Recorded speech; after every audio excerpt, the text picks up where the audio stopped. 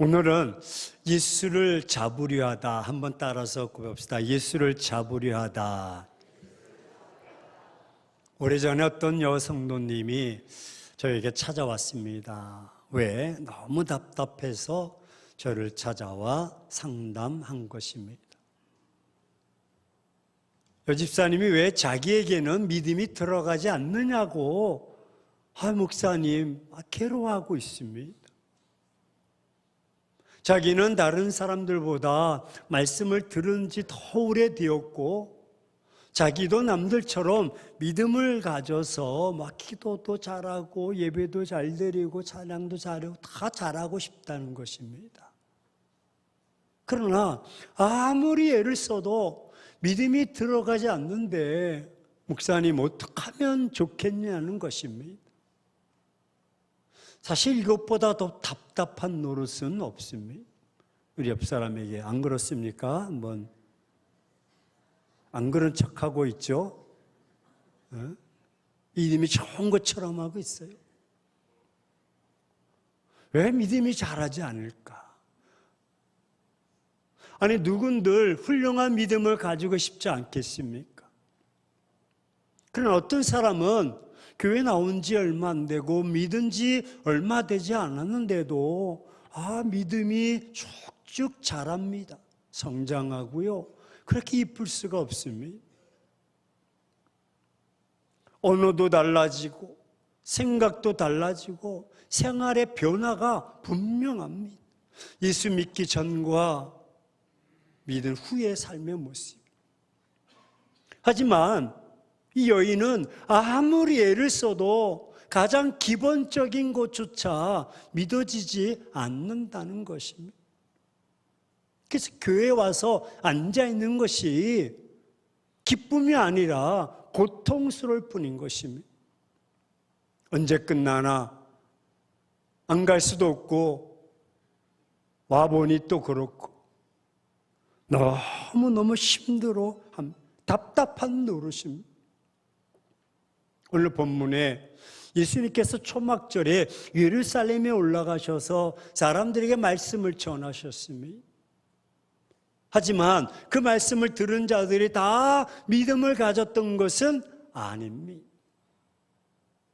예수님의 설교를 듣고서도 믿는 자가 있는가 하면 믿지 않는 자들도 있습니다. 물론 예수님의 설교는 늘 생생하고 역동적이고 감동적인 설교였지만 이번 설교는 나는 생명의 떡이다, 나는 생수의 근원이다 설교가 더더욱 감동적이었습니다. 어느 정도였는가 하면 예수님을 붙잡으려고 갔던 파송받은 사주받은 아랫사람들이 돌아와서는 지금까지 이 사람이 말하는 것처럼 말한 사람은 우리는 본 적이 없습니다 라고 보고할 정도였습니다. 그것을 보면 예수님의 설교가 얼마나 감동적이며 영혼을 휘어잡는 능력 있는 설교였던가를 엿볼 수가 있습니다.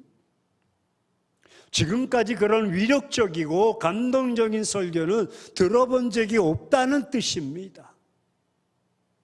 아니, 예수님을 잡으라고 시킨 대제사장이나 서기관들을 포함해서 어느 누구도 그렇게 능력 있게 설교하는 것을 본 적이 없다는 것입니다.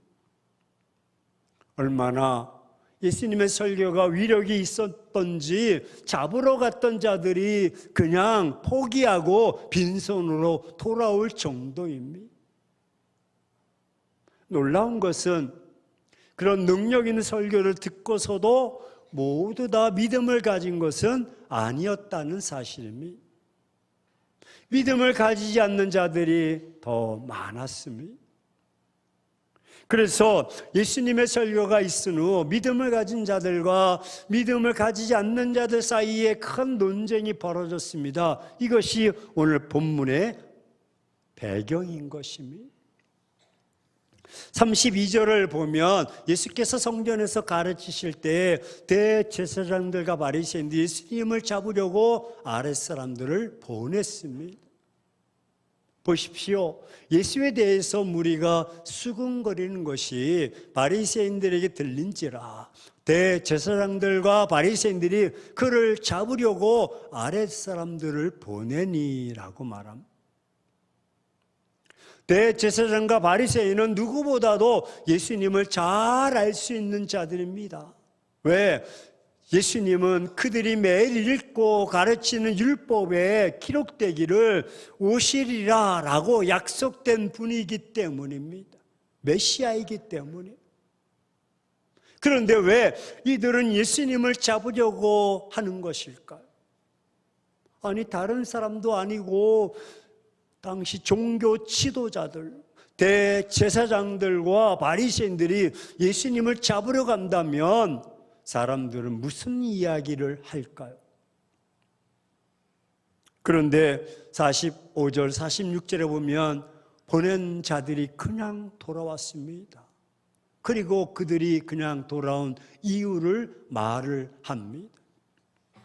아랫사람들이 대제사장과 바리새인들에게 오니 그들이 묻되 어찌하여 잡아오지 아니하였느냐? 그러자 아랫사람들이 대답합니다. 예, 그 사람이 말하는 것처럼 말한 사람은 이때까지 없었나이다 라고 답변을 합니다. 이들이 그냥 온 이유가 그 사람이 말하는 것처럼 말한 사람은 이때까지 없었습니다. 이들의 답변은 예수님을 잡기에는 그가 하는 말과 그의 행동들이 너무나 놀라워서 감히 잡을 수가 없었습니다 라는 말입니다. 하지만 종교 지도자들은 오히려 이들이 예수님에게 저들도 가더니 예수님에게 미혹당했다고 오히려 책망을 하고 있습니다. 하지만 이상하지 않습니까? 예수님을 잡으라고 보낸 자들이 누구였습니까? 아니, 그냥 아무나 보내겠습니까? 적어도 예수님 주변에 12 제자들이 있다면 힘께나 쓰는 자들이 아니겠습니까? 돈을 주면 무슨 일이든지 하는 소위 막무가내 사람들이 아니겠습니까? 돈만 주면 까짓 거 내가 다 하지 이런 사람들을 보내지 않았겠습니까?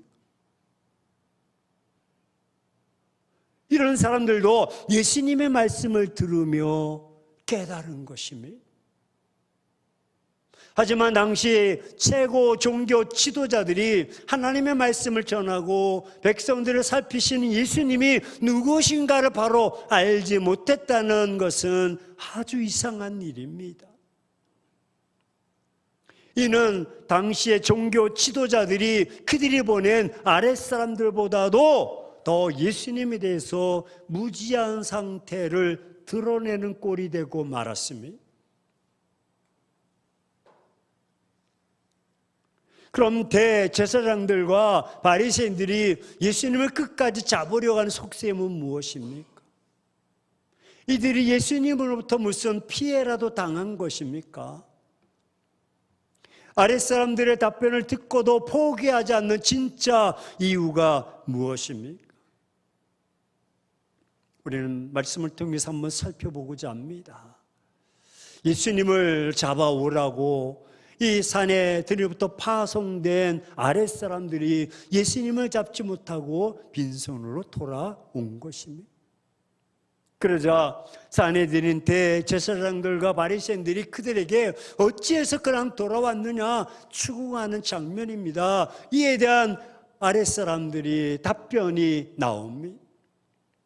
아랫사람들은 그 사람이 말하는 것처럼 말한 사람은 이때까지 없었나이다 라고 강조합니다. 자신들이 예수를 잡지 않고 그냥 돌아오게 된 이유를 밝혔습니다. 아마도 예수님을 잡으러 갔던 이 아랫사람들은 예수님의 설교를 듣고 크게 감화를 받았던 것 같습니다. 물론 성경에는 어떤 감화를 받았는지는 기록되어 있지 않지만 예수님께서 나는 산떡이다, 나는 생수의 근원이다 라는 말씀들을 통해서 감화를 받지 않았겠는가. 하지만 어쨌든 그들은 이분을 체포해서는 안 될 것 같다라는 판단을 내릴 정도의 감동을 받은 것만은 분명합니다. 여러분, 아랫사람입니까? 아랫사람들입니까? 단수입니까? 복수입니까? 여러 사람이 야야야 아니지, 아닌 것 같아, 야야 그래 가자. 혼자의 생각이 아닙니다. 혼자의 판단이 아닙니다. 아랫사람들은 혹시 돌아가면서 사내들인 이 대제사장들이 예수님에서 잘못 알고 있는 것이야, 그래서 그렇게 잡아오라고 했을지도 몰라라고 했을 것입니다. 그래서 자신들을 파송한 사내들의 추궁을 각오하고도 책망을 각오하고도 빈손으로 돌아온 것입니다. 그런데 바리새인들은 빈손으로 돌아온 아랫사람들에게 야 너희도 미혹되었느냐라고 책망하고 있는 것입니다. 그들이 예수님께 감화를 받은 것을 오히려 미혹되었다고 판단합니다. 한마디로 예수를 신앙적 감화를 끼친 분이 아니라 속여서 미혹하는 자로 그들은 매도하고 있는 것입니다. 그리고 그런 판단을 내리는 근거로서 야 봐라, 야 당국자들과 바리새인 중에 예수를 믿는 자가 없잖아 라고 내세웁니다. 즉 그들은 사내들인 당국자들이나 바리새인 중에 예수를 믿는 자가 없다는 근거로 예수 믿는 것이 잘못되었다라고 말하고 있는 것입니다. 이렇게 아랫사람들의 보고를 받은 바리새인들은 당황합니다.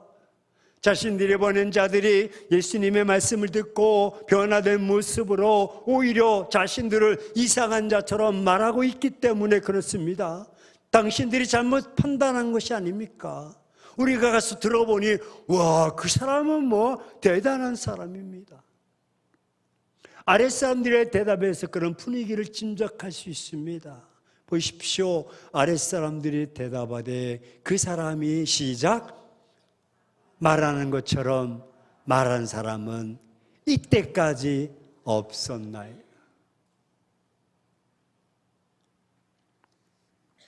7장 43절로 46절 말씀에 보면 아랫사람들의 말에 의하면 예수 같은 분은 없다는 것입니다. 주님의 말씀은 지금까지 어떤 누구에게도 들을 수 없는 것이었습니다. 주님에게는 영적 권위와 탁월성이 있다고 그들은 증언하고 있습니다. 그뿐만이 아닙니다. 예수님의 기형과 탄생에도 독특성이 있습니다. 우리가 잘 알다시피 예수님은 성령으로 태어나신 분이십니다. 그리고 예수님의 삶에는 어떤 누구도 접근할 수 없는 독특성이 있는데 예수님의 그 사랑, 아가페적인 사랑과 그 용서와 치유해 주시는 그 모습, 회복에는요 비교할 수 없는 독특성이 있습니다. 더욱이 예수님은 나병한 자를 고치시고 앉은 자를 일으켜 세워주시고 시각장애의 눈을 뜨게 하시고 혈류병에 걸린 사람들 고쳐주시는 그런 모습들, 예수님은 귀신 들린 사람을 정상으로 돌아오게 하실 뿐만 아니라 죽은 자도 살리셨던 분이십니다. 아니 인류 역사상 예수님 같은 분은 없습니다. 예수님처럼 말하고 예수님처럼 삶으로 그 말을 증명한 사람은 결코 없습니다. 그래서 47절로 48절에 바리새인들의 대답하되 너희도 미혹되었느냐? 당국자들이나 바리새인 중에 그를 믿는 자가 있느냐? 즉 예수님을 체포하려고 아랫사람들을 보낸 사람들이 얼마나 당하고 있는지 잘 표현하고 있는 것입니다. 예수를 잡으러 갔다가 도리어 예수께 빠진 것이 아니냐. 그렇다면 당국자들과 바리새인 중에 예수를 믿는 자가 있는 것이 아니냐라는 뜻입니다. 하지만 생각해 보십시오. 이들이 자기에게 부여된 책임을 완수하지 못한 자들입니다. 가서 잡아오라고 하면 잡아오면 되는 것입니다. 완수하지 못한 자들입니다. 고개를 들 수가 없습니다.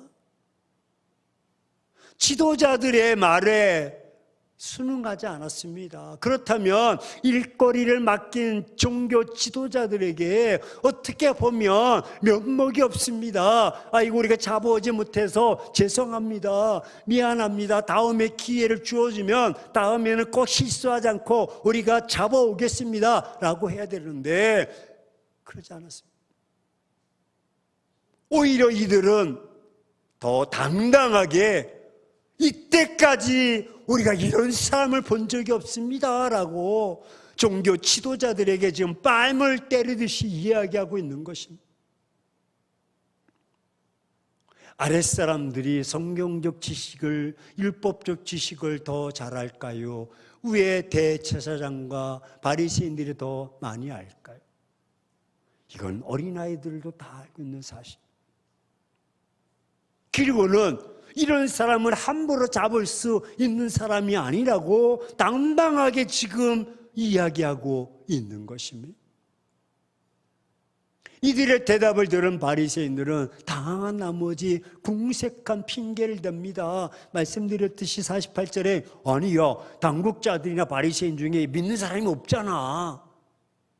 믿는 자가 있느냐? 이는 다른 사람들을 핑계로 자신들의 잘못된 판단, 선입견을 덮어버리는 아주 초잡함의 모습입니다. 다시 말해 지금 바리새인들과 종교 지도자들은 예수님을 영접하지 않으려고 믿지 못하기 때문에 다른 사람들도 영접하지 못하도록, 믿지 못하도록 해방을 한 꼴이 되고 만 것입니다.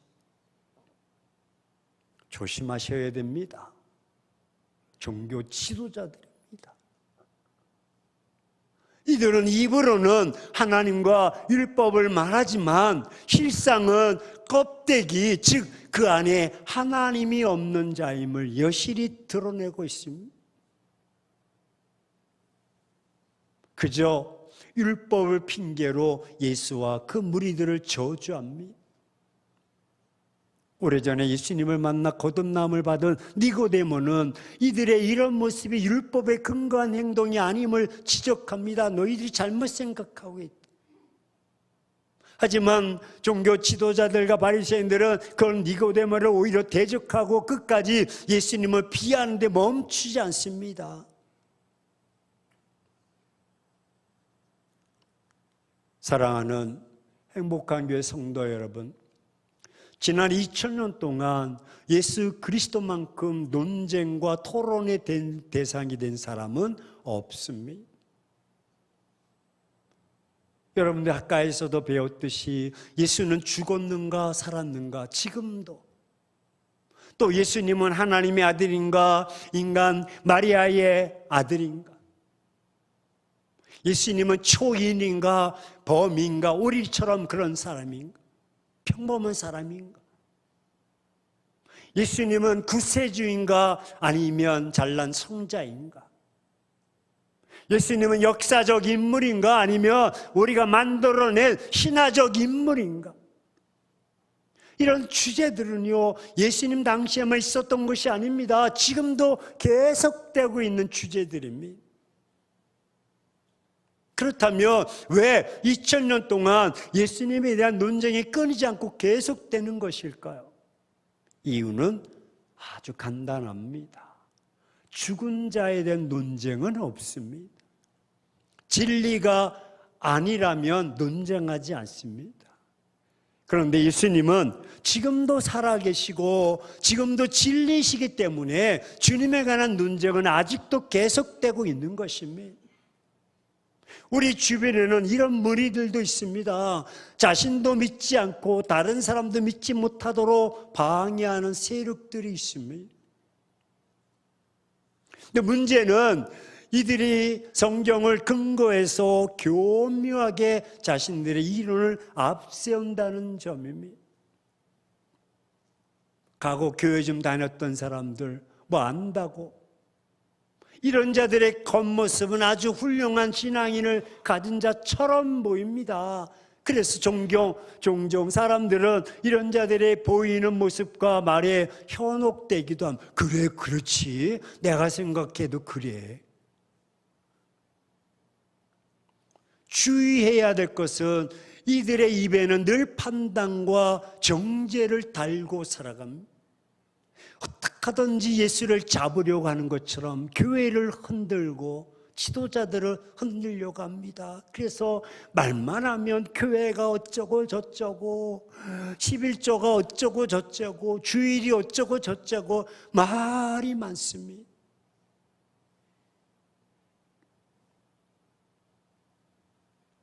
주님도 그랬잖아요. 야, 그런 교회 찾으니까 그런 교회 있으면 내가 가겠다 이놈아. 성경을 인용해서 마치 대단한 신학적 이론을 말하는 것처럼 어쩌고 저쩌고 저쩌고 저쩌고, 구제가 얼마나 되느냐, 성교가 얼마나 하느냐 막 떠들어 댑니다. 그리고 기존 교회가 큰 모순과 잘못된 행동을 하는 것처럼 말을 합니다. 이들의 공통점은 자신의 입장을 따르지 않는 자들 모두 다 적으로 여기고 공격을 서슴지 않습니다. 교회를 허물려고 합니다. 몇 해 전에 제 고향 친구, 야, 명일아, 돈 좀 있냐? 왜? 돈 좀 빌려달라고. 야, 내가 야 목사가 돈이 어딨니? 야, 뭐 그 큰 교회 그 헌금 다 네 거 아니야? 그러는 거예요.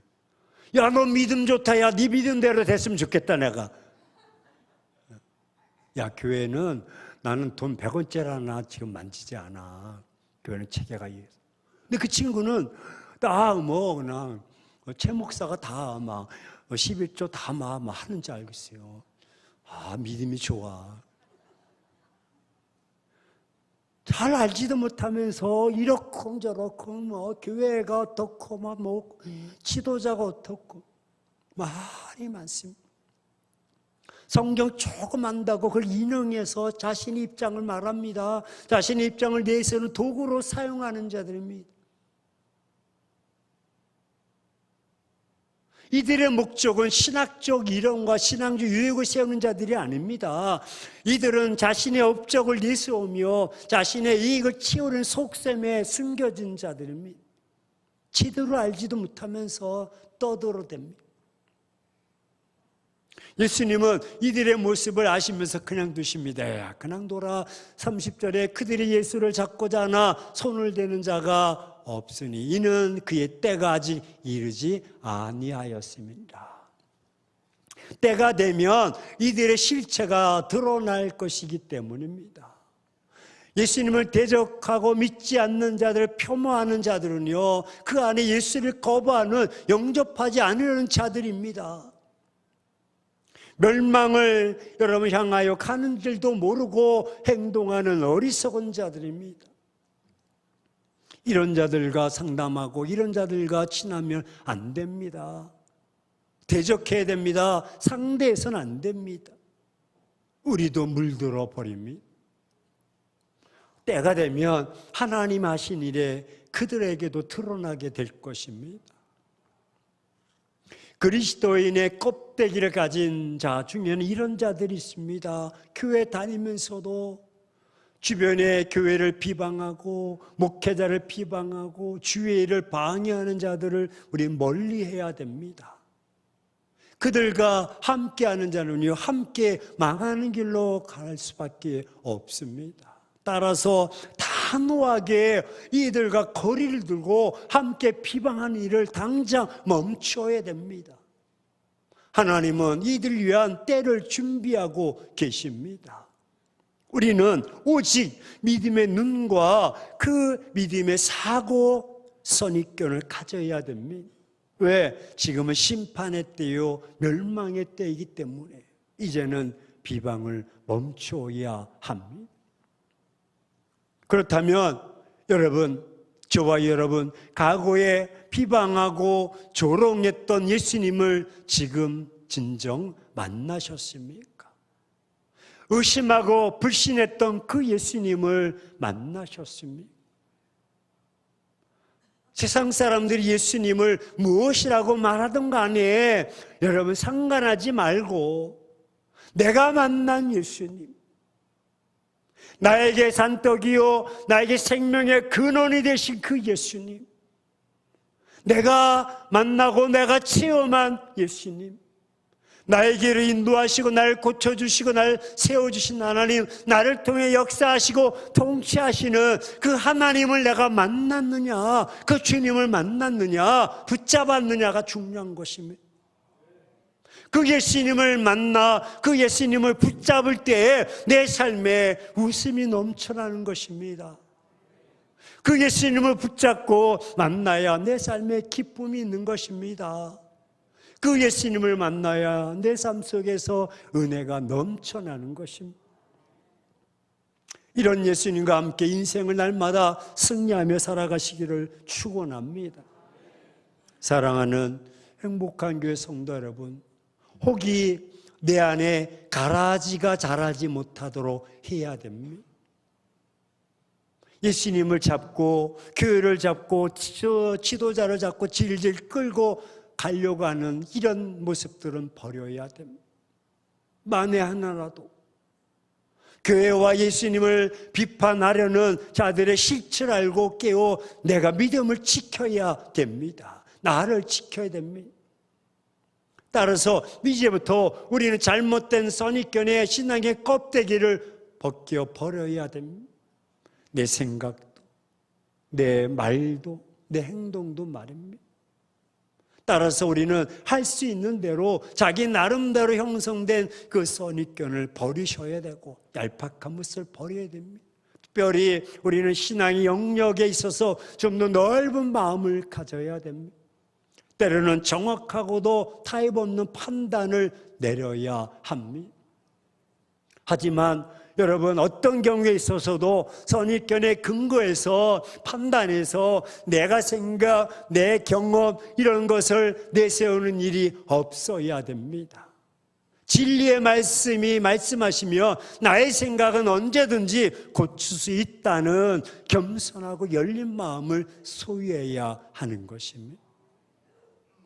그렇습니다. 여러분, 예수님에 관한 세상 사람들처럼 잘못된 선입견을 가지고 예수님을 불신하며 거부하는 모습은 없어야 합니다. 그 잘못된 선입견으로 정작 생수의 근원 되시는 예수님을 만나지 못하는 결과를 초래하게 됩니다. 오늘 잘못된 인간의 선입견을 가지고 생수의 근원 되시는 예수님을 거부하고 불신하는 삶을 살아간다면 우리 영혼 속에 생수의 강이 철철 흘러 넘쳐나지 못하고 기갈이요, 갈증이요, 고통일 것입니다.